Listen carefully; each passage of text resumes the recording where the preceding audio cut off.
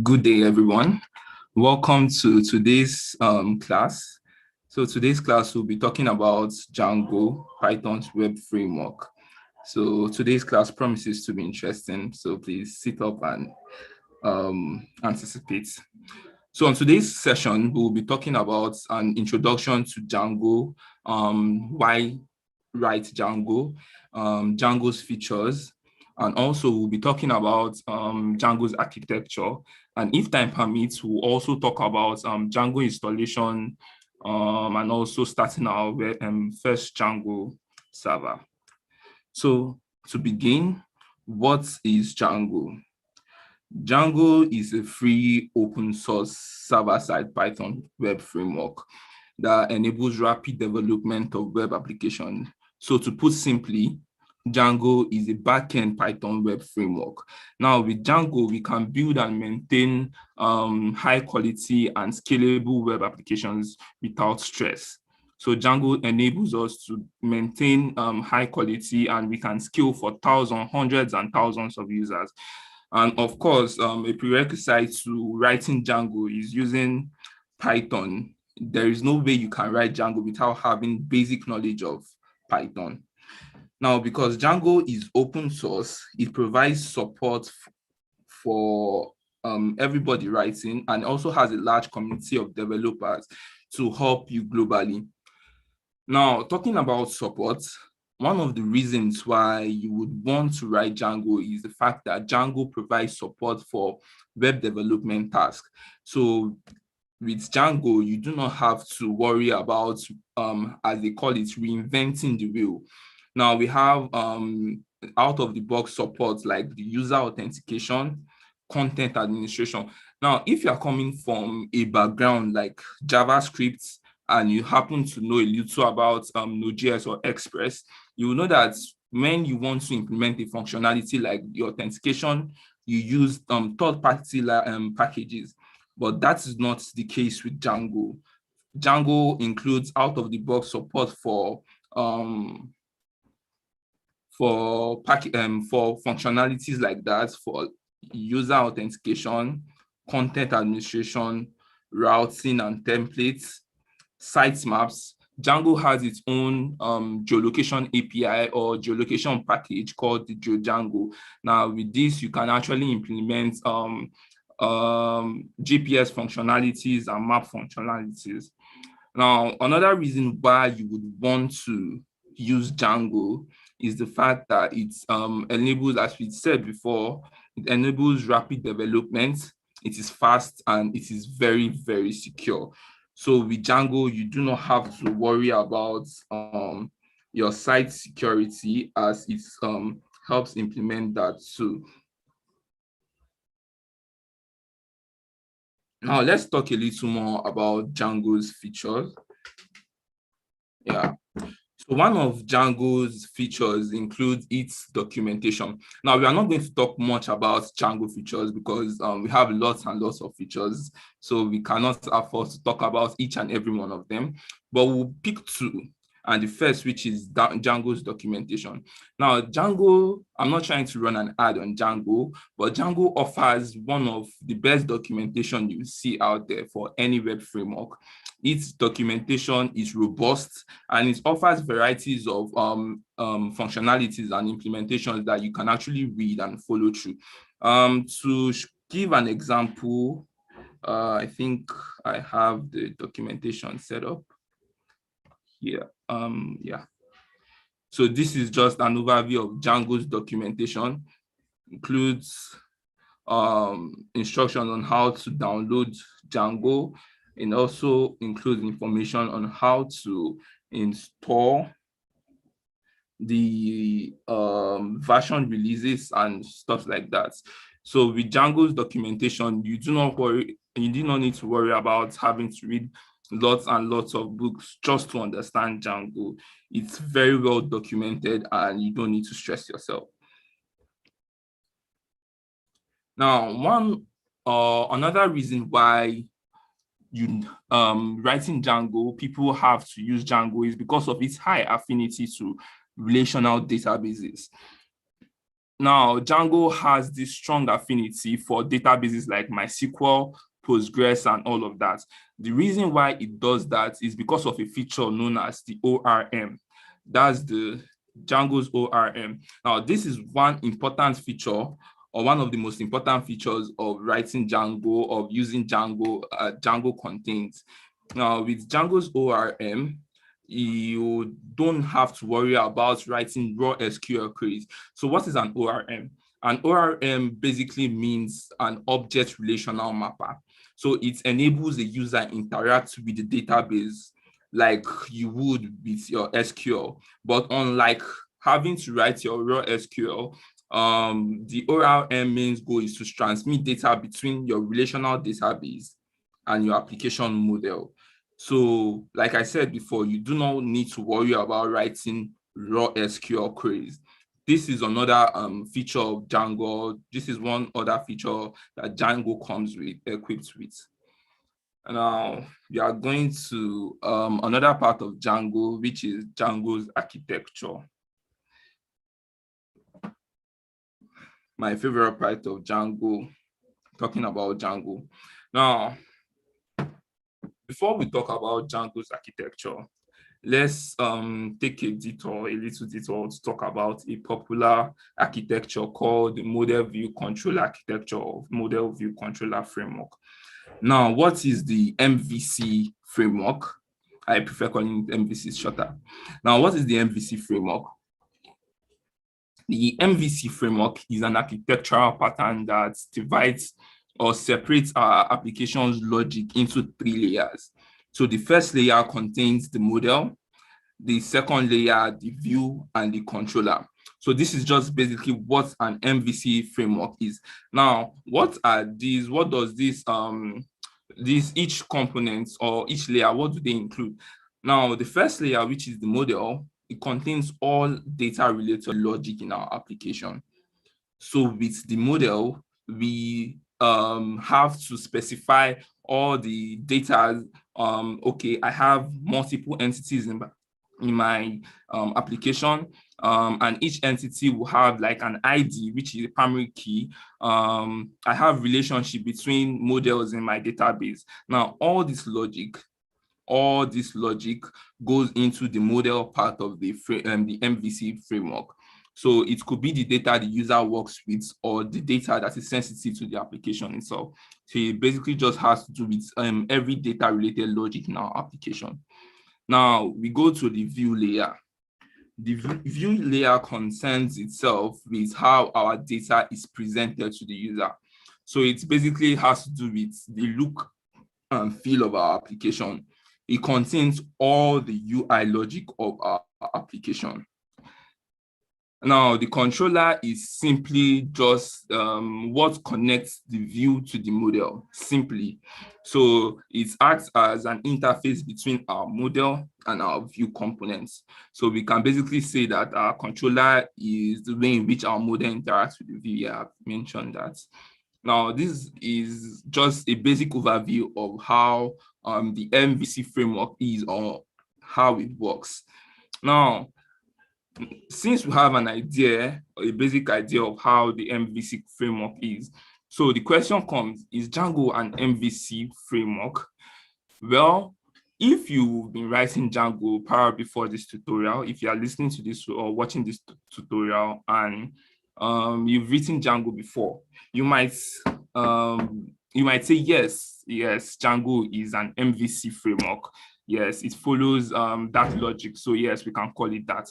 Well, while you are not wrong, Django closely follows the MVC architectural pattern. It separates its components into 3 parts too: the model, the view, and the controller, but not really the controller per se. We'll get to that later on. But while it can be said that Django is an MVC framework, to describe it correctly, it is better we call it an MVT framework or an MTV framework. Now, why do we term Django to be an MVT framework or an MTV framework? What's the difference between that and the MVC framework? The MVC framework, Django's MVT framework. Now, for the model, It's basically the way the model works to in the normal MVC architecture. Yeah, it defines the source of information about a data, a definitive source of information about a data. It contains the essential fields and behavior of the data being stored. So it's just the whole logic of how our data is created, how it's specified in our application. Now, for the view, Django view focuses not on how our data looks. If you remember here, we talked about the view in this architectural pattern. We say it concerns itself with how our data is presented to the user. It contains all UI logic of our application. Now, for Django's view, Django view focuses not on how the data looks, but how it is presented to the user. So as opposed to the view layer in the MVC pattern, the Django view contains arbitrary logic necessary to return a web response. So our Django view returns a web response to the user or a 404 error message or whatever. Now, this layer handles the interaction between our template and our model. Now, we talked about here being a model view template instead of a model view controller. And now this place says the Django view acts as an interaction between our template and our model. So we can see that it's not the same way the MVC framework works, whereby the controller actually acts as the intermediary or as the interface between our model and our view rather. Now for the template,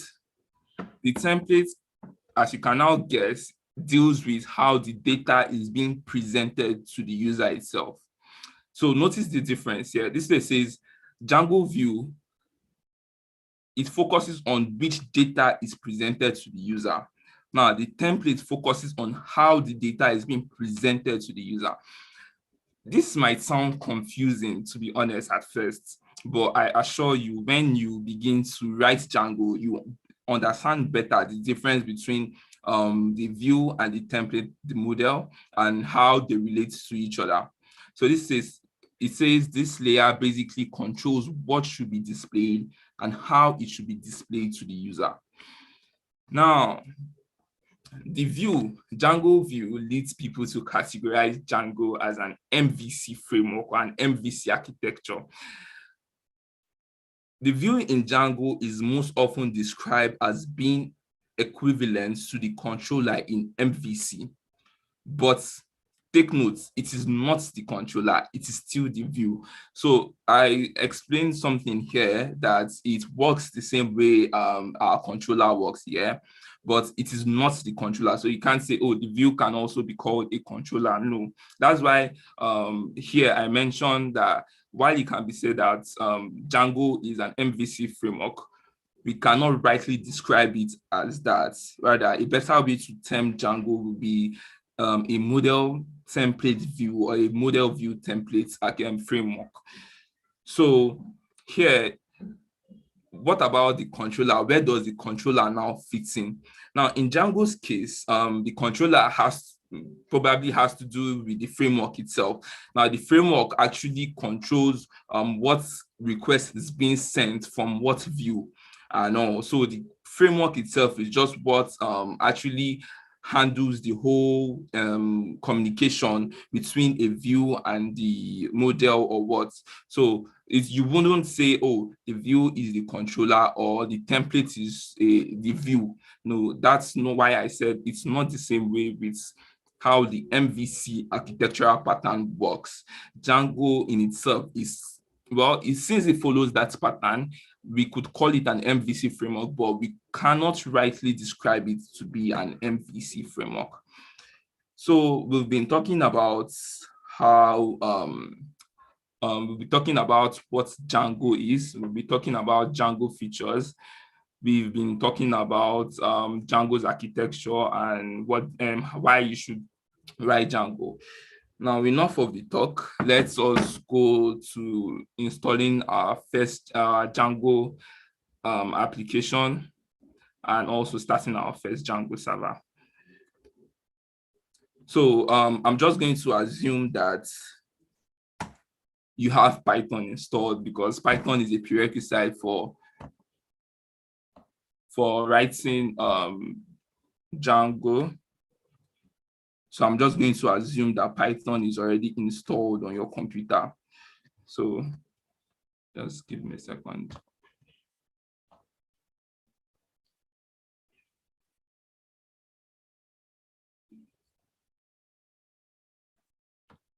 Okay, so now, like I said, sorry, I just needed to check on something. I'm just going to assume, honestly, that you have Python installed on your computer. So I'm not going to worry about having to install Python, how you can install Python. But while installing Python, there is actually something that is very important. Now, it's called pip, the Python installer package. If, like I mentioned something, like if you are coming from the JavaScript background or something, you should have an idea on how it works and everything. And if you're coming from a JavaScript background, you will know something like npm.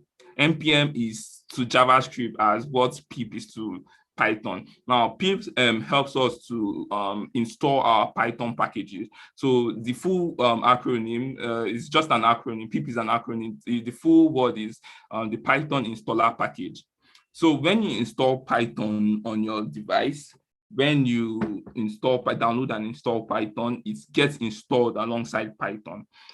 Now, to check if pip is actually installed, you just need to hit on pip and wait for all this. Yeah, exactly. So pip is installed. Yeah. Sorry, I didn't want to clear it. Okay, now, so we're just going to install Django. So the command to install Django is pip install Django. Now, before I hit the enter key, I already have Django installed on my machine, so I do not need to install it any longer. It's just going to write requirements are already satisfied or something. So yeah, requirement already, yeah, exactly.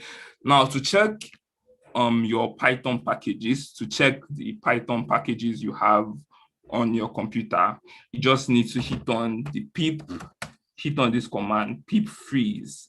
I don't know if you can see my screen, so I can't zoom in from here. So I'm just going to assume you can see my screen. Sorry. Pip freeze, and it will bring up all your Python packages installed on your computer. So as you can see, I have Django 3.1.5, not the latest Django. I'm not a fan of downloading the latest packages. It's always buggy. Now, to start our first Django application, okay, I think I have to do something first because I was working on an application. Okay, I think I deleted it. Okay, so to start our Django project, we just need to hit this command, Django admin start project. What should we call it? Our new project, something like that. I suck at giving names.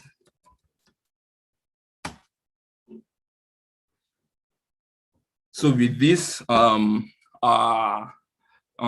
it called? Our project, our Django project is already started. So we can just cd into the directory.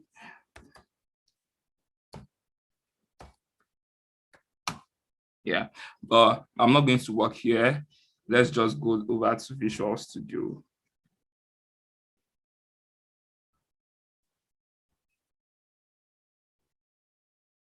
Okay, sorry. This was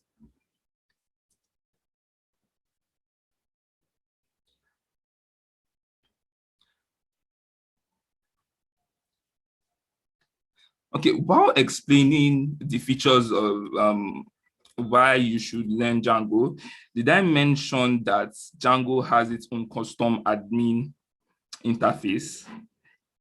Yes, content. Yeah. So Django offers you a custom admin interface. Now, with this admin interface, you do not need to always have to build an admin site for your application.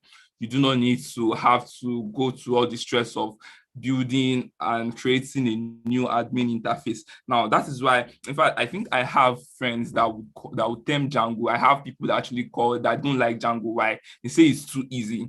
That Django actually already has everything for you, so you don't need to stress yourself creating some things, some out of the box things. Django just includes them for you. So an example is the content, the administration. So I'll show you how it looks.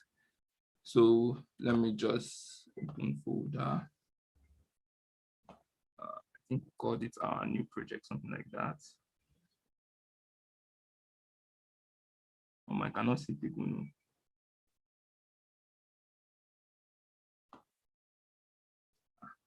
Where did we create it? Oh, I created it in my root folder. Sorry, I might just need to recreate it again in my desktop. I don't like applications being in my.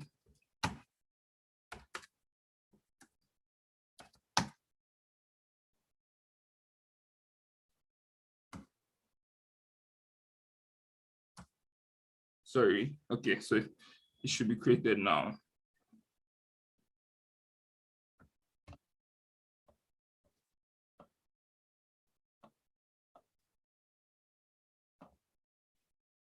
Yeah.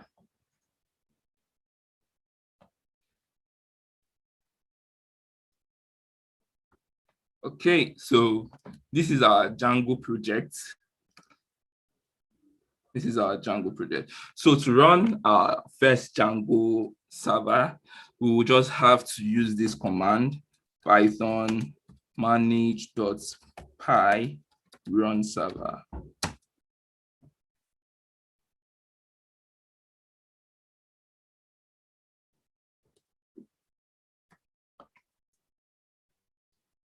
Voila, we have our application. So we successfully installed and set up our first Django application. I'm meant to explain what each of the files here do, but I just put it in this slide. I don't want to test myself too much. Okay, so in our root folder, we have the init.py file here. So now this file basically tells Python that this folder that we have is a Python package. So that's just the work. Now we have the ASCII or whatever .py. Now this is used in running asynchronous operations on Django. Now prior to Django 3, running async functionalities on Django was a hassle. It was stressful, to be honest. And because of that, that's the advantage most people writing Node.js actually have, because of the fact that you can actually do asynchronous code a lot on Node.js. In fact, I feel that's what it's built for, asynchronicity. So, but with the Django 3, it comes with this asynchronous functionality. So it enables ASCII compatible web servers to serve our project. Now we have the settings.py. The settings.py is a file that contains all our configuration. So it contains the settings for our Django project. Every Django project must have, it's not something you debate. Every Django project must have a settings.py. So this settings.py contains the configurations that we have on our Django project. So installed app, all our applications are installed in the settings.py. Our middleware, our templates, our database, everything, we just do it here. Then also Django comes with, how did I miss this explanation? Django comes with its own DB2 and SQLite 3DB. There's the database part. Yeah. So Django comes with its own database for test purposes. It's not advisable to use this database when you are running production code. It's not advised. Now, the URL.py, it contains all all our URL configuration, not our project level URL configure, everything, it just contains it. Now, then the WSGI.py enables whatever WSGI compatible web servers to serve our projects. Now, our Django project can contain multiple applications. So you could view your Django project like a whole application on its own, like a whole how would I put it? So you could put it like, you could view it like a whole e-commerce website. Now the e-commerce website, we have some functionalities that will handle the likes of the websites. We have functionalities that will handle the orders, the everything. So we have same with Django too. Django has like, with Django we can have multiple applications in our project. So let's start with creating our first Django application. So I'm just going to create a new. So keep in mind the server is still running on this tab. Yeah, it's still running here. So to create a Django application, you just have to, you must be in the directory. Do not forget, you must be in your project directory. Now, to create your Django application, you just need to use this command, Python manage.py start app. Now you give your application a name. So let's give our app, sorry, I still suck at giving a name. Okay, good. So now if you come here, you should see, yeah. So our app is already created here. Now the first thing I like to do when I create a Django app is always add a URL, because it doesn't come with its own URL file. So you have to create your own URL file. So URL.py.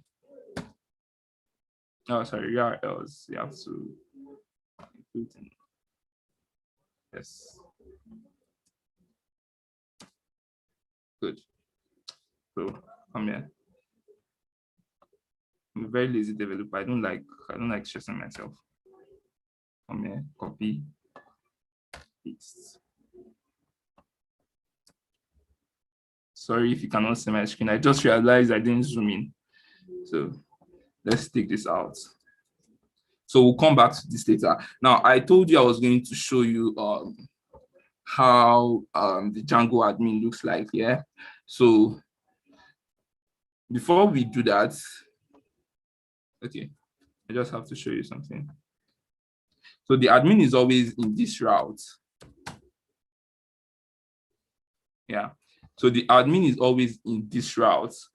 Now, the reason why I'm getting an error is because I haven't made migrations. If you noticed the server, it says something like you have 18 unapplied migrations. Now, when you make migrations,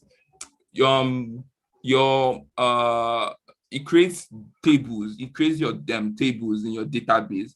Now, your migrations are always being stored in this migrations folder. Yeah. So if you want to delete your migrations, you don't like, you made an error in probably a table or a field, you can just come here, delete the folder and run new migrations. So we just come here. To run migrations, you use the command Python manage.py. Now, manage.py, you can see it here.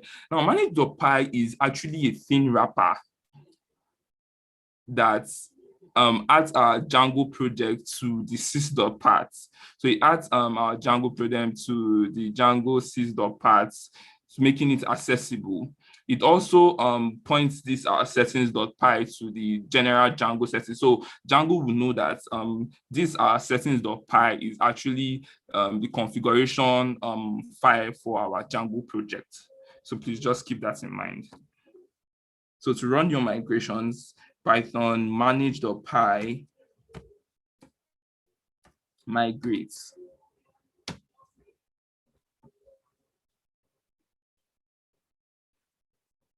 Yep. And now we are good to go. So let's see. Great, great, great. But I still can't log in. If I try to log in, it will probably tell me that no user is created or something. And I still can't log in. Yeah. So please enter the correct username. Now, this is because we haven't created a super user or our site admin. So we also create that too in our terminal. Now, to create your site admin, you just need to. So most Django command actually starts with Python manage.py. So just put that at the back of your mind. So Python manage.py creates super user.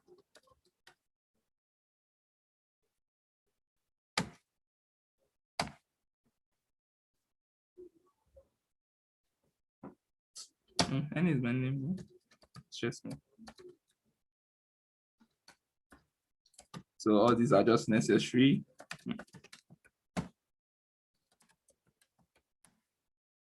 Good. So now we should be able to log in into our oh no, sorry.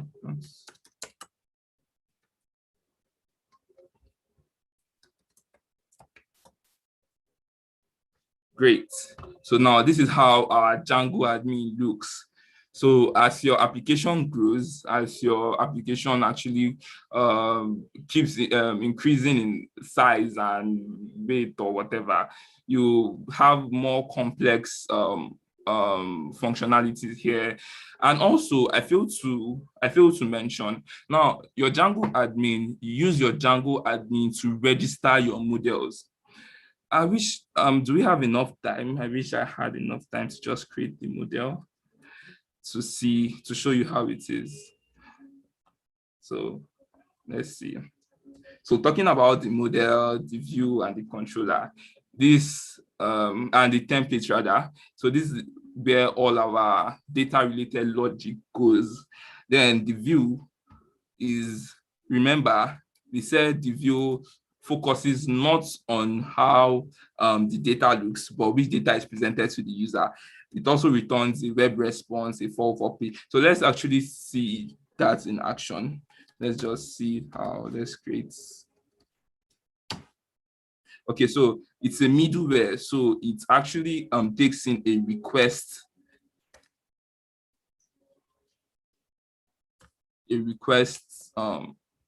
parameter. So before we go from Django.http port HTTP response.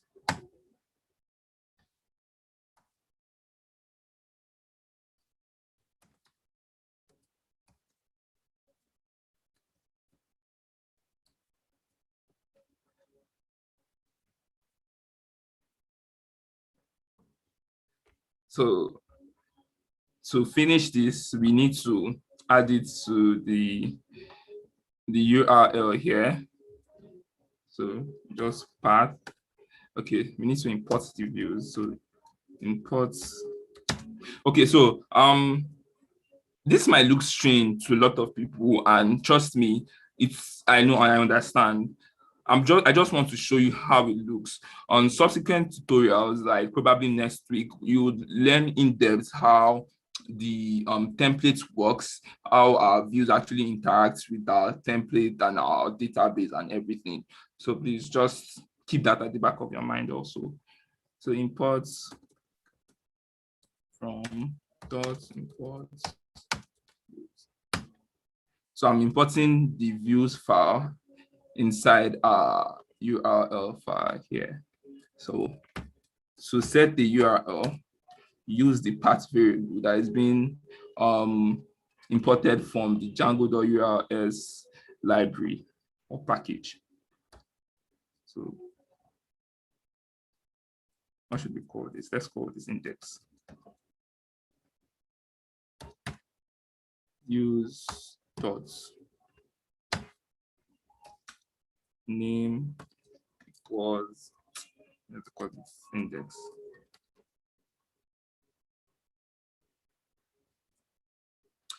Now, when we try to go into our application, whatever on the site, we will not be able to access that URL, and I'll show you why in a minute. So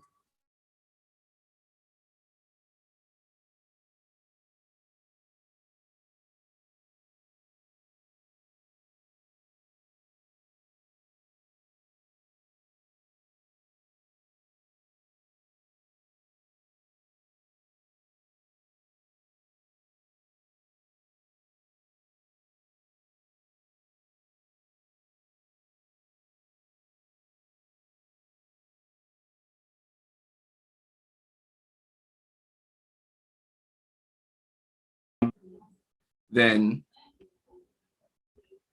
another thing we need to do,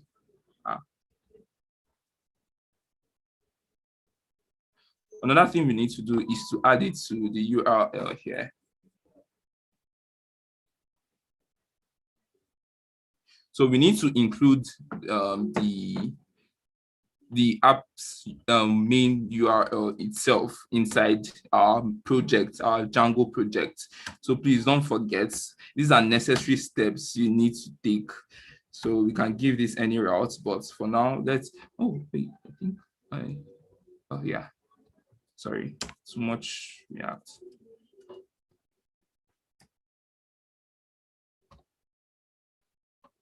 So come here and say our app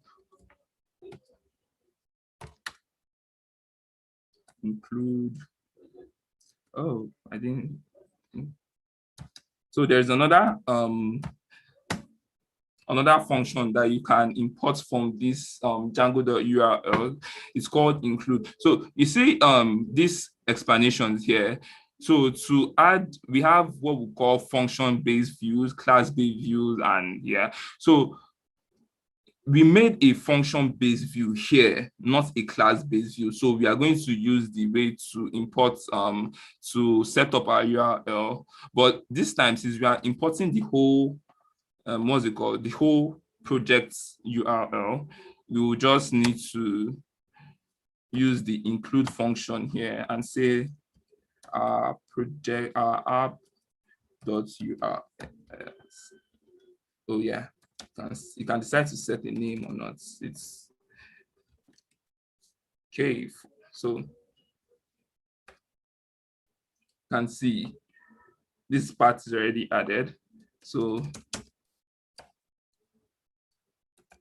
this is signifying that everything after this part, this our part, has to do with our routes in this application. So if I set multiple routes here in this application, in this file, in this our applications file, if I set multiple routes here, it will only come up from every part that has to do with the app here. So if you do something like index now, since you set index, it wouldn't work. So it needs to be our app/index. So yay, we've been able to send the HTTP response. So this also takes in, okay, not the HTTP response, but I'm not going to talk about that. So the templates part of the MVC architecture, remember, it has to deal with how our application is being presented to the user. So we could have a HTML file inside a template folder using one of Django's templates, I think Ginger or whatever, whichever you want to use. Now, using this, you can use it to specify a web page, an actual web page you want to return to the user. So I think this concludes introduction to Django. So what have we learned so far? Just as a way of recap, we've been able to establish what Django is. It's a server-side Python web framework. It is not the only server-side Python web framework we have. We also have the backend framework Flask. So Django is not the only one. So Django enables rapid development.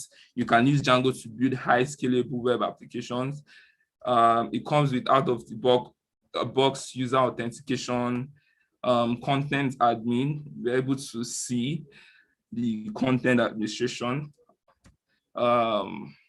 It's fast, it's secure, it's scalable. Django's ORM, we're able to talk about Django's ORM the way you don't need to. Okay, now for this, you understand this better when you're actually talking about CRUD in Django. So when you're talking about Django's CRUD, having to use the get and the filter method, you learn more about how the ORM works and how it's being put into play. We learned about the model view controller architecture, the model view controller framework. We were also able to talk about Django's own architecture, which, since it follows the closely follows the MVC architectural pattern, we can maybe say it's an MVC framework, but not rightly so. It's more or less more like a model view template framework. So that's it. So if you have any questions, please just drop it in the chats below, and let's see if I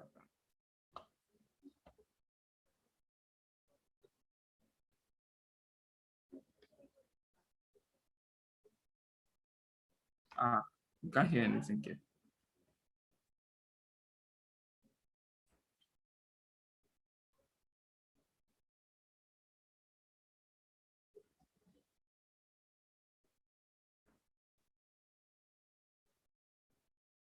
Can anybody hear me? Yes, we can hear you. Okay. So you can also ask your question in the channel, so as not to spend some of your time. So you can also ask your in the backend Python channel, and an instructor will be available to help you out. So I hope you enjoyed today's Django class. I don't know, since I can't see anybody's response, but I hope you enjoyed it. I tried to make it as simple as possible for beginners. So if you don't understand, please just feel free to reach out. Any, as usual, just thank you. And that concludes today's class.